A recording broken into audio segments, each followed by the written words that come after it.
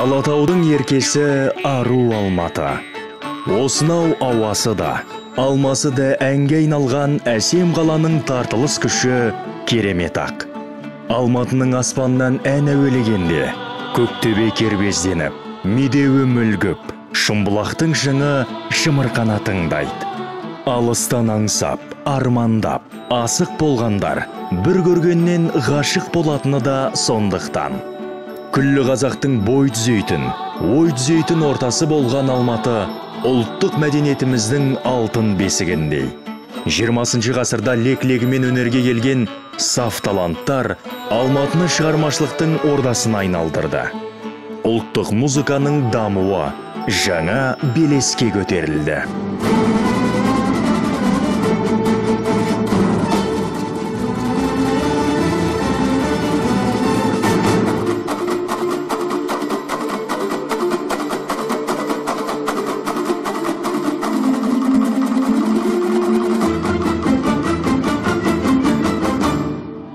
Ұлттық музыканың дамуына орасан зор үлес қосқан Болат Сарыбаев, Өзбекәлі Жәнібеков сынды азаматтардың еңбегінің нәтижесінде көне аспаптар қайта жаңғырып, фольклорлық этнографиялық ансамбльдер көбейді. Бұл тарихы тереңнен тамыр тартқан ән мен күйді кемелдендіре түсті.